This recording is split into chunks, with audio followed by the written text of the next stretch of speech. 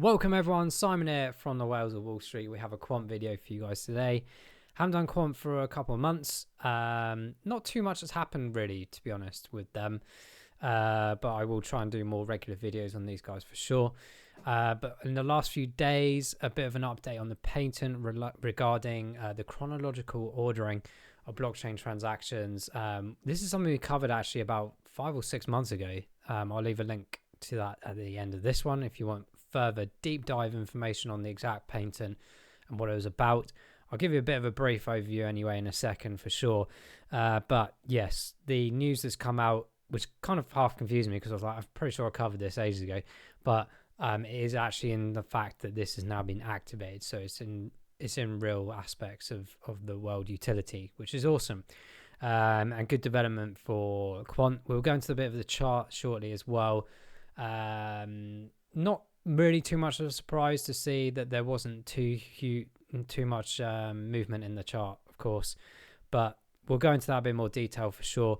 Let's go quickly into the article that came out from Quant a few days ago in relation to that. Before we do, don't forget to smash that subscribe button if you have not done so already. Welcome to the channel if you are new. We've got loads of different topics and discussions, as you can see on my screen here. That's just a bit of selection, loads of different interviews as well. Do check out the recent video that we did around GameFi. That's always nice to put some in-depth statistics and market information on there. I'm sure you'll find it fascinating. Get yourselves prepared for that next bull run that's coming up. So let's swing ourselves back round to Quant. So this is a similar article from like 5-6 months ago. It's crazy. But anyway, Quant granted US patent for chronologically ordering blockchain transactions. Tiny bit of context behind that. I mean, I guess you could kind of go back a few, maybe about 10 or so years ago. I mean, Bitcoin's been around since 2007, right? And it's had a huge like proof of work mechanism. And the orientation around that was to essentially help with the achievement of arranging transactions in a chronological order. Of course, the argument always, still to this day, is the proof of work mechanism is not energy efficient. It uses up a lot of resource, but there is still obviously the advantage in that sense that is secure, it's critical in terms of the information that's going in there, the data that's going in, and how it's verified and processed. Since then, there's been a lot of kind of, I guess, technological advancements within blockchain specifically, where you're looking at things like proof of stake, which is a lot more of a sustainable pattern of verifying processing and kind of bringing in this kind of like consensus model of how people can help validate and process these transactions. But there's always been a tiny bit of a missing element to that in terms of putting it in chronological order.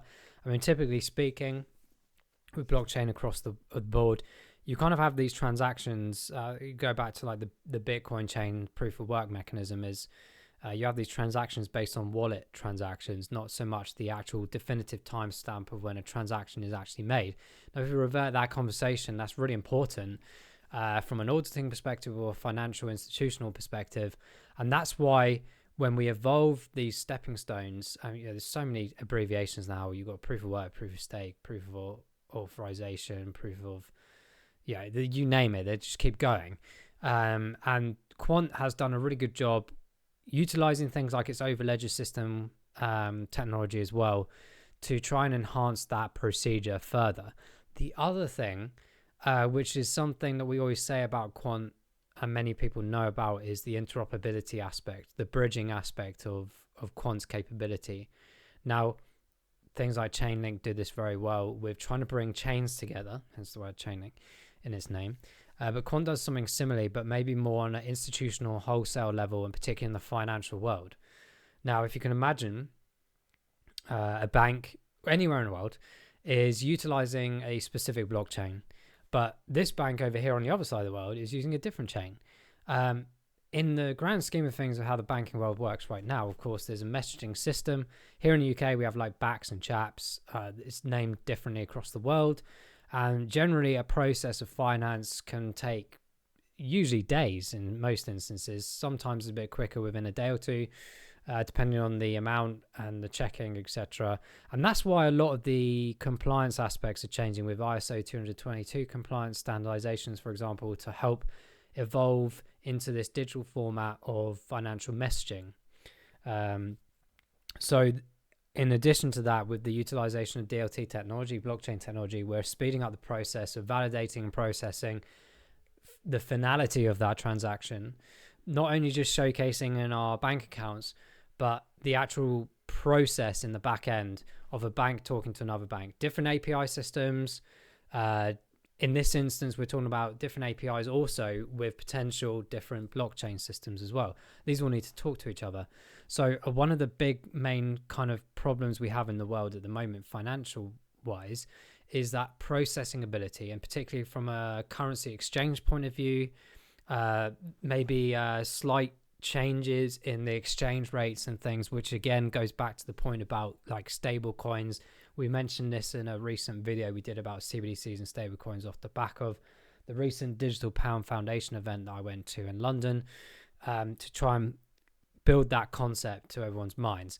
So there's all these things going on in the background, but it's that coordination of chains, which is where Quant can really help with. And then when we've got that and the transactions are actually being processed and done, we need things done in chronological order. So again, from that auditing perspective, to make sure that we're not having any fraudulent activity, etc., etc. All the great advantages of blockchain, basically. But what Quant have done here, and you can argue that other chains can do this, blah, blah, blah. But the point being with this one in particular is the patent. So all the research, all the work that Quant have put into the legwork of producing research around this topic, around this technology, the API development, the overledger development, they wanted to secure that work, essentially. Now, let's be honest, of course, the other advantages of patents is to potentially turn around to other companies or projects and say, oh, you stolen our idea, we want a load of money off you. The other side of the coin, for a better word, is in the instance of marketing. And what I mean by this is they've now got a really substantial story to tell to potential customers, whether that's in the banking level, API developers, whatever, to say, you want to be with us, you want to use our systems, our overledger system, we're patented, we know what we're talking about, we know what we're doing, the research. And also, if you do go and use another one, they probably won't say this openly, but there's a potential threat to say that we own this technology.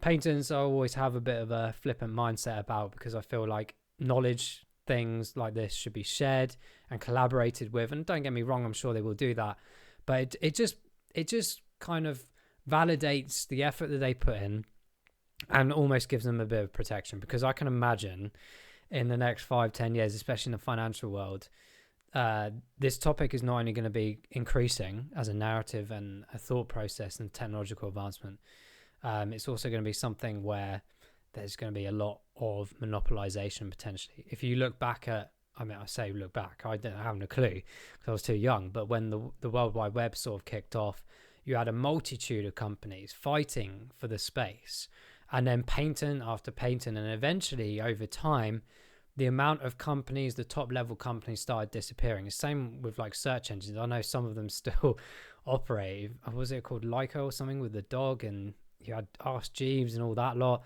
And then, as time goes by, a monopolization continues, and then you have like maybe 3 or 4. It's the same in the oil industry, the energy industries over time. Same with retail, you name it. And why should the financial industry or indeed the blockchain industry be any different? I've always said in the crypto asset phenomenon is, I think a couple of years ago when I was first getting involved, there was like 12,000 different crypto assets. And then we looked at the video the other day it's absolutely staggering how many there are. You're into the 5 figures, 6 figures. So it gives you a bit of an orientation that we've got to trim back at some point. And Quant has done a really interesting thing here to kind of like essentially secure their position for the long term.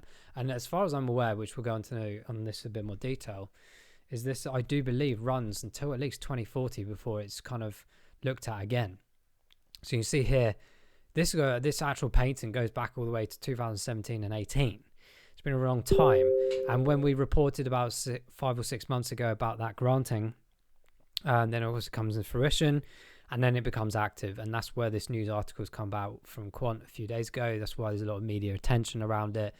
But very much here, prior to Quant's research and development, different block times, the average time taken to generate a new block across blockchains, meant that finding a definitive transaction ordering method over multiple blockchains that a consortium could agree on was a disjointed and inconsistent process. It hinders the firms from integrating multi-blockchain based projects into existing systems or using more than one type of blockchain in their operations. So exactly to that point, where if you really want this whole system to work, it needs to be interoperable. It needs to be able to communicate. And I don't just mean picking up a phone, communicating company or bank to bank.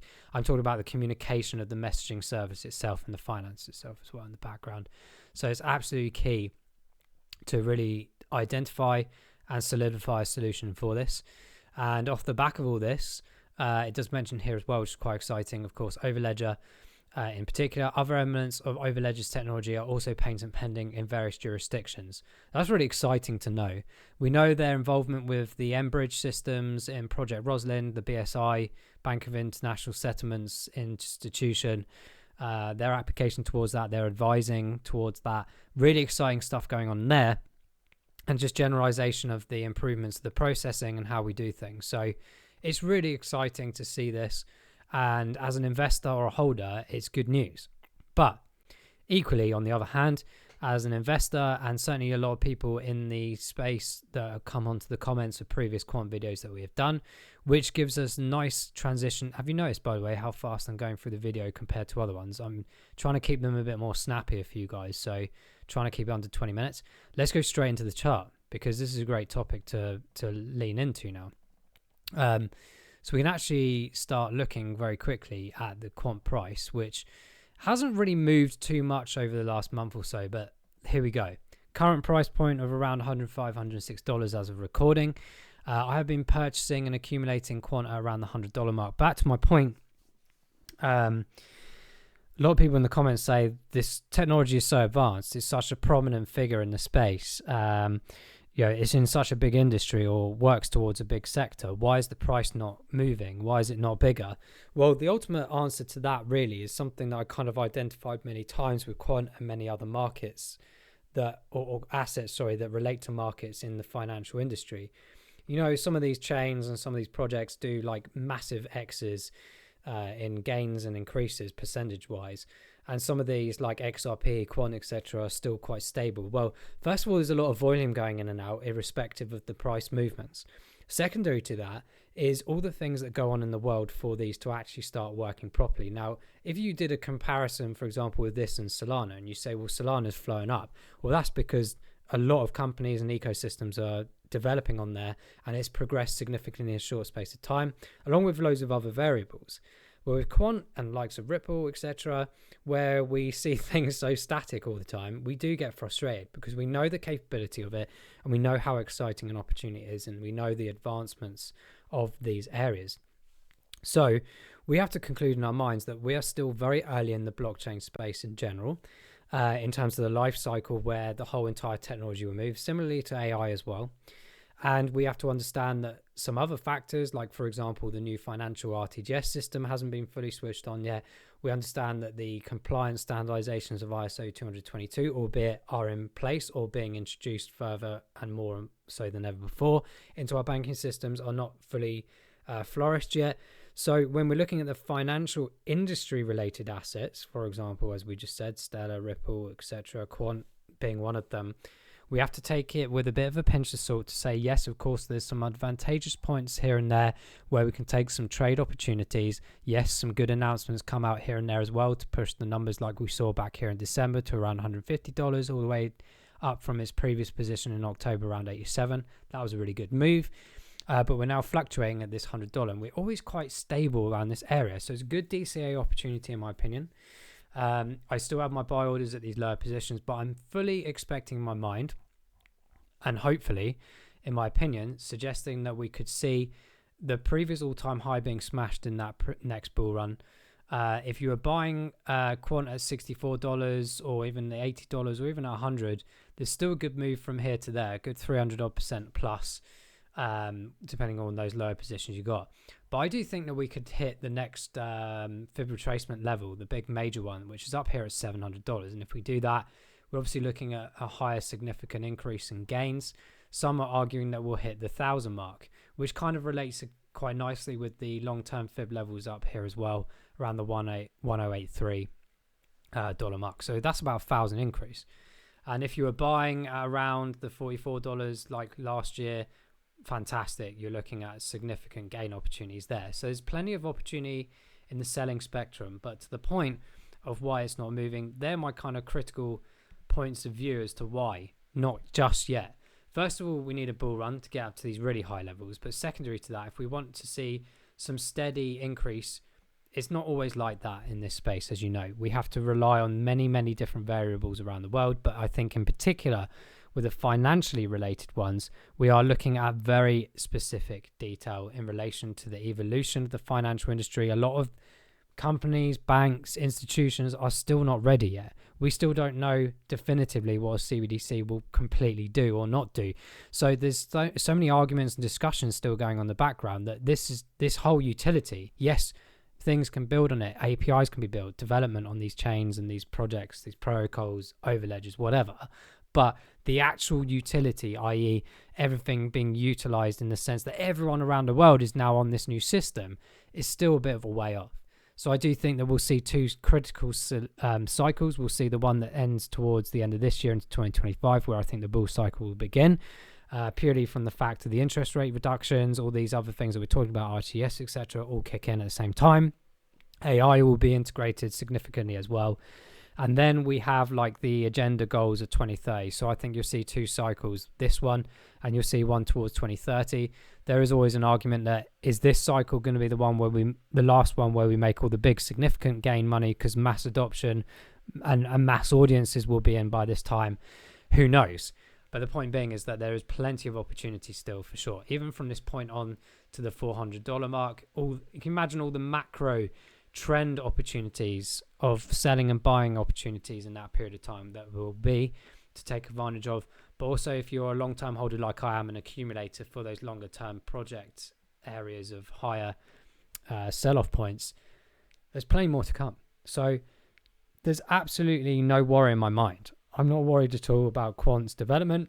I'm not worried about the price point. I'm just trying to accumulate as much Quant as possible. Yes, it's difficult because it is a higher priced item in terms of the market value, but I'm more interested in the gains. So that is my point here as well. If you're buying 100, will you be that excited if it gets to $400? Absolutely, depending on how many you accumulated. If you're not accumulating too many, I mean, I don't get too much at $100. It's quite hammering on the amount of capital that I have available each month. But when we start talking about 700 or 1,000, that's when I could get quite interested for sure if I was buying at the 100 mark.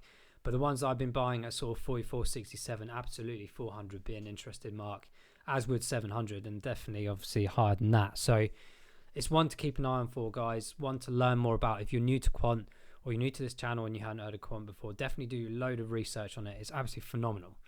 And then from a trading perspective in the short term, the RSIs, as you see at the bottom left here, closing around at the moment at 46 on the 14-day, 46 on the 28-day. So it's a good little bite point, really. It's a bit of an upward trend in the last 24 hours off the back of the fact that it had this big reduction from 150 over about a month or a month and a half period of time. So it's taken a bit of time to get back down to these levels. I think we'll see some traction around here. I wouldn't be surprised at all to see us reduce ourselves back to maybe 97 or even retest the 85 at some point. I'm hoping anyway, because that's where I got a load of buy orders, selfishly thinking about myself there. But yes, you can see on the performance indicators on the right hand side here, we're not fully out of that sort of winter progress yet. And I think there's a bit more time still in maybe in the next few months to try and accumulate. I'm still waiting for an arguable kind of market crash, if you like, not just in Quant, but everywhere. Who knows when that will happen, but that's the dip that I'm waiting for. I think it'll be the one of the last, if not the last, before the bull cycle that hopefully potentially starts towards the end stages of this year.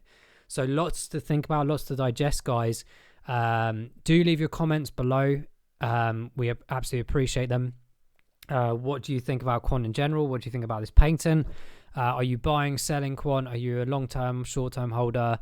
Just let us know. All the information we gather is always like really good to help with feedback towards the channel and try and always improve the content, but also understand like as an audience as where everyone's sitting with opinions on these projects. So looking forward to that. Look at that. I'm going to stop this before 20 minutes. Thanks for watching. We'll see you on the next one. Let's go.